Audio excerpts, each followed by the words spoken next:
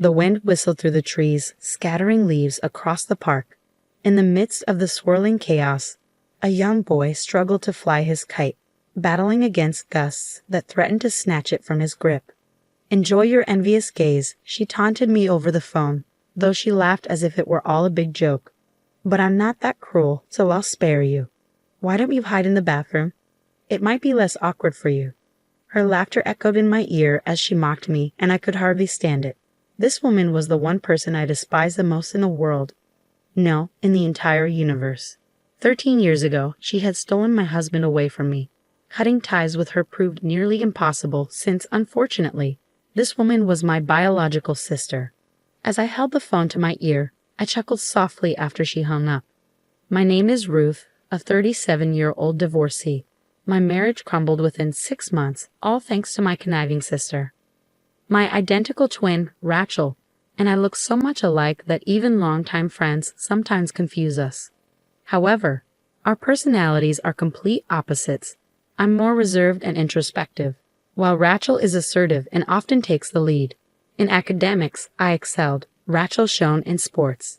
She tends to blurt out whatever she thinks, saying things like, 'How can you wear such unstylish clothes?' People might think I'm not stylish either, since we're twins. That would be awful.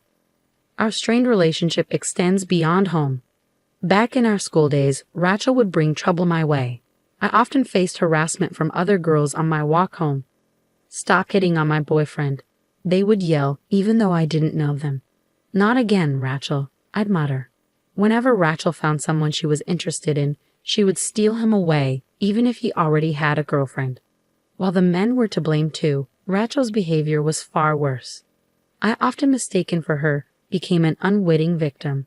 Once Rachel got the guy, she'd lose interest, sometimes breaking up with him in a week. It was unreal. 'Rachel, you need to stop this nonsense. Have you ever thought about how the other girls feel? And how I'm suffering too?' I asked her once. Her response was dismissive. 'Jealous women are scary. Your boyfriend John is so dull. I doubt he'll cheat on you. Don't worry, he's not my type.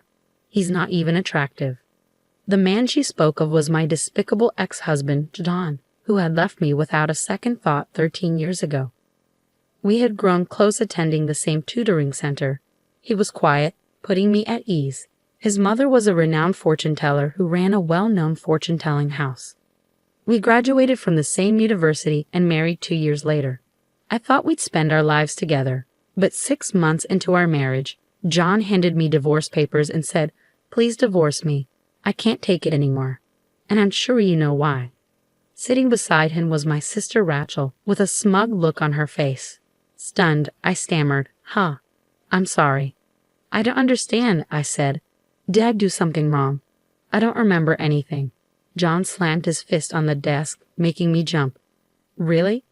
You have the audacity to say that?" he shouted. "You've been cheating on me. Can you deny it after seeing this?" He pointed at the pictures spread across the desk.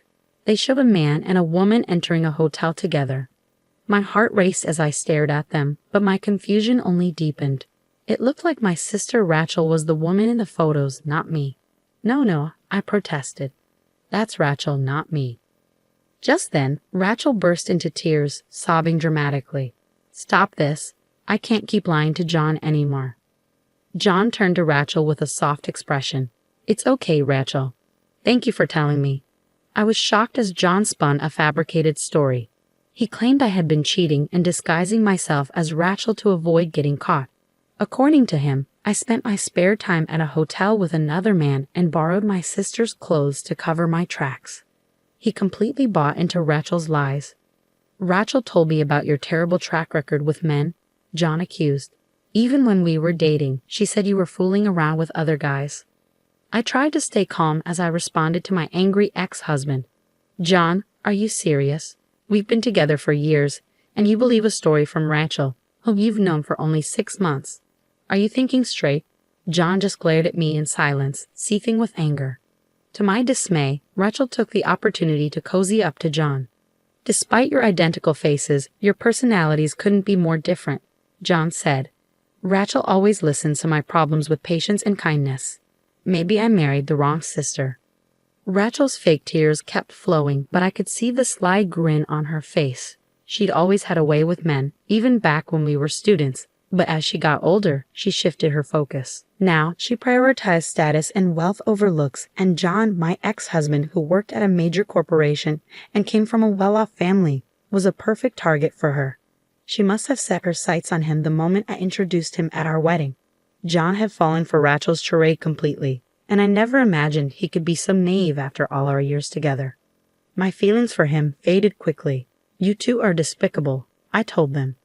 "Do whatever you want, but don't ever show your faces around me again."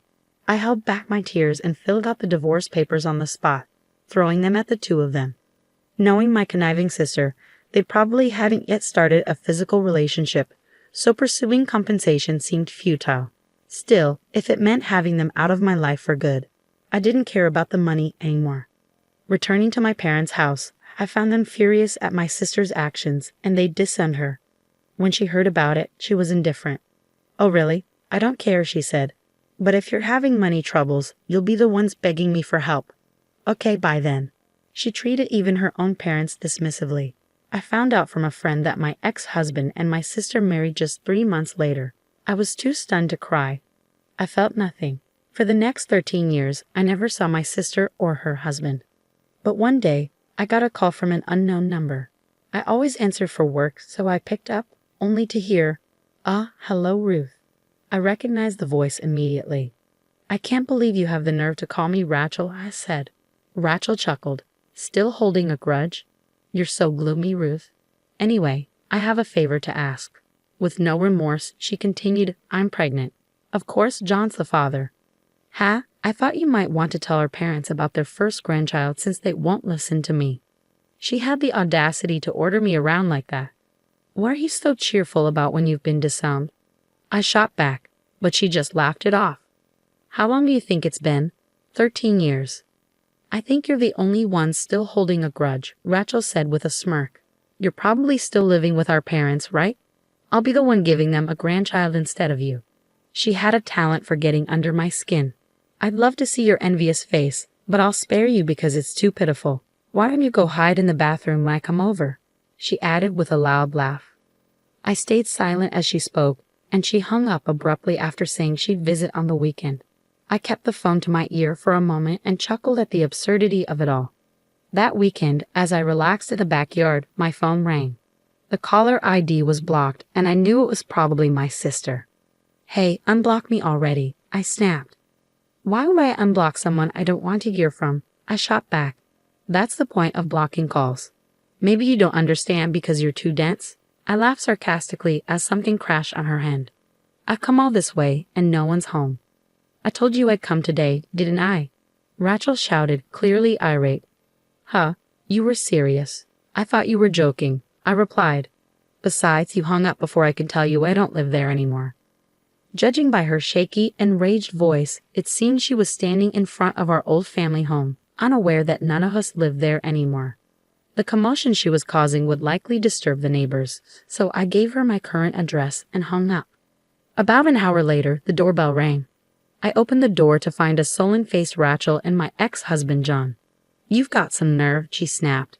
"And what is this place? Why on earth are you living in such a nice apartment?" Her eyes were bloodshot with anger as she glared at me. I understood her shock. My apartment was relatively new, located in a great neighborhood, and not cheap. It wasn't a luxury high-rise, but it was a decent property, and her irritation was evident.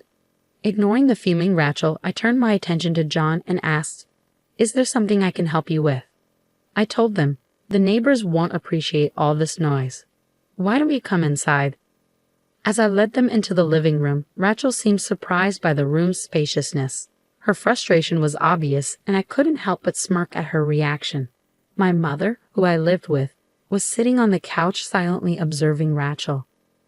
"Well, you said you had something to discuss," I said, feigning politeness. "I don't mind at all, but if I'm in the way, should I hide in the bathroom or something?" I added with a sarcastic edge. Rachel snapped back, "Never mind, I'm good." She moved closer to our mother and greeted her nervously. "Hi, Ma. Long time no see. I'm pregnant, so we were hoping to talk about whether John and I can stay here for a while." At my sister's audacious request, I nearly burst out laughing. Wait, you want me to live with you too? No way. Have you forgotten what you did to me in the past? Absolutely not. Rachel interrupted. Ruth, just shut up. This house is still under Dad's name, right? You can't get remarried, and you're still leeching off our parents. How pathetic for a single woman like you. Then she added with a smug grin, great job taking care of our folks. From now on, John and I will live here and take care of them. So can you leave? Oh, where's Dad? Is he at work? Seeing my sister's arrogance pushed me to my limit, but it was our mother who spoke first after listening quietly. Dad's gone. He passed away. Mom spoke those words softly, and the room fell silent. My parents had always taken my side during my divorce, even though it was Rachel's fault. My father, in particular, used to apologize to me, blaming himself for not raising Rachel better. I'm sorry, Ruth, he would say. It might be my fault. His regret deepened over time, and he struggled to keep working. Both of my parents were in their early 50s back then, and we were getting by on my income and Mom's part-time job. Later, Dad was diagnosed with cancer and passed away 10 years ago. Before he died, he said, "Don't tell Rachel anything. If she comes to my funeral, I don't think I'll make it to heaven." I said, echoing my father's words. Mom and I had not contacted my sister Rachel since then. We moved into this house 5 years ago after Mom injured her leg from overworking. Renovating the old house would have been too costly, and since it was built on a hill, it would have been difficult for Mom to navigate. Living in this more accessible home has helped her legs heal significantly. I tried to speak calmly, but the thought of Dad's passing brought me close to tears. I could see that Mom felt the same, her eyes glistening with unshed tears. But Rachel's response was predictably dismissive. Too little, too late. Besides, Dad's illness wasn't my fault. You're living in this nice place now thanks to Dad's inheritance, right? Where's my share? Don't I have a right to inherit? Rachel spoke her nonsense without hesitation. Mom immediately shot back. Inheritance? There's no such thing. You only came to us when you got in trouble for your reckless behavior. How many times did we pay alimony because you had an affair with a married man? Live with you? Never. Don't be ridiculous. It was the first time both Rachel and I had seen Mom so infuriated.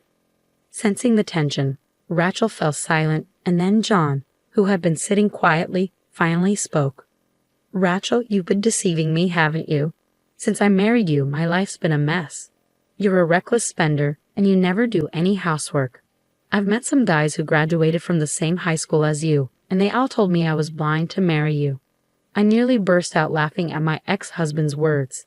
It was impressive that he had endured 13 years with Rachel. Yet when he approached me and said, "Ruth, I've been regretting our divorce. Do you want to start over and let bygones be bygones?" I felt a chill run down my spine. No way. He had no right to suggest that. Just as I was about to dodge his attempt to touch me, the door to the next room swung open. "Could you not touch her with your dirty hands, please?" A man suddenly appeared, taking both Rachel and John by surprise. Ignoring my sister, I focused on the newcomer. As the man spoke, Rachel and John exchanged puzzled glances. "Who is he?" they murmured. "I told you to stay out of this," I said to the man, trying to shield him from the conflict. "I couldn't stand by when he tried to touch you, Ruth," he said firmly. "Besides, having a third party might help the discussion. Don't you agree?" Fine, I relented. "This is my husband, Alex, and this is our son, Tommy." I called out to our 8-year-old son, Tommy, who had been peeking from behind the door. He must have overheard the commotion because he was glaring at Rachel and John. Rachel was stunned. "You're remarried?" she exclaimed, disbelief coloring her voice. John seemed just as shocked, his mouth hanging open. "Yes, I'm remarried," I said, a touch of sarcasm in my tone. "It's been 13 years, plenty of time for me to move on and build a new life. And yet, you two don't seem to have changed at all, except maybe looking older." Their faces turned bright red at my remarks. "I met Alex shortly after my father passed away. We were colleagues, and one day he asked me out. When I declined, citing my divorce, he simply replied, 'Does being divorced mean you can't remarry?' and asked me out again. We got married a year later, and Tommy was born the following year. Alex has always treated my mother with kindness, and he's supportive of us all living together. His own parents, who live with his brother and sister-in-law, have welcomed me into their family.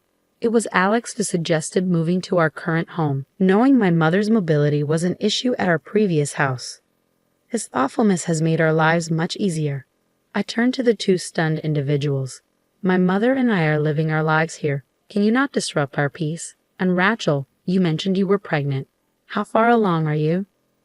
Their flustered responses made me suspect Rachel was lying about her pregnancy. I remembered my brief 6-month marriage to John and how I never got pregnant, which was a source of irritation for my former mother-in-law. If Rachel wasn't actually pregnant, it would explain her connection with that ill-tempered woman. Unnerved by the harsh looks from my family, Rachel and John quickly left our house. Once they were gone, Alex shook his head. I mean, I've heard stories, but is she really your sister? She looks like you, but her character is completely different. Yes, she's my sister, I said with a bitter smile, but it seems things are settled for now. Later that evening, the doorbell rang incessantly. I looked at the monitor and sighed, knowing who it must be. When I opened the door, I found Rachel and John with pale faces on their knees. We need help. Can you lend us some money? They pleaded. Alex looked puzzled, but my mother and I shared a knowing glance. Earlier in the day, while waiting for a call from Rachel, Mom had received a call from a friend of my deceased father, who currently rents our old home. The friend and his family live there now, and he told us how he returned home to find the garden's flower buds destroyed and the windows cracked. The security footage showed a man and a woman, with the woman stomping on the flower beds and throwing stones at the windows. My enraged sister, Rachel. When Mom gave Rachel's contact info to Dad's friend, he was furious to learn this was the daughter who had tormented our father for years. The damaged garden contained rare flowers that were difficult to grow, so they demanded compensation. Given their apparent financial struggles and housing difficulties, I expected them to show up again, but I was still surprised they turned up that very day. Their audacity was truly astounding. I'll give you some money, but on one condition, I said as I watched Rachel and John trudge away with slumped shoulders. Seeing them leave, I couldn't help but laugh and think, serves you right. In their hands was the written agreement I had them sign, promising they would never approach me again in exchange for my financial help. Despite the vow, Rachel is still my sister by blood, so it's hard to fully sever ties. I know there may come a time when she will try to use legal means to approach me again. When that happens, I'm ready to fight back using the audio recordings I secretly made 13 years ago, which I now have as evidence. I have no intention of forgiving my sister and her husband anytime soon. A friend later told me that my ex-husband John had resigned from the large corporation shortly after our divorce and began working at my former mother-in-law's fortune-telling establishment. Given their family connection, he was paid a high salary, allowing him and Rachel to live in luxury. However, a few months ago, my former mother-in-law passed away unexpectedly, leaving John without his mentor. With no talent for fortune-telling, he tried to take over her business, but the establishment quickly failed. In their desperation, the couple claimed that a bracelet was a cherished creation of the late mother-in-law and targeted her loyal customers. A whistleblower exposed their deception, and the victims banded together. The couple found themselves overwhelmed by the backlash, and with no place to live or work, they came to me for help. Their audacity was beyond irritating. Given that the police are now investigating them, it's only a matter of time before they face the consequences of their actions. Meanwhile, we moved to a new home due to my husband Alex's job transfer. Can I really come with you? Mom asked hesitantly. Alex chuckled. Of course you can. You're an important part of our family, Mother. Even if you resist, I'll carry you over my shoulder and take you with us. Mom, hearing Alex's light-hearted joke, wiped away tears of gratitude. Grandma, you're crying again. Here, have a tissue, Tommy said, offering her a tissue. As I watched my family together, I was filled with gratitude for the happiness I had found.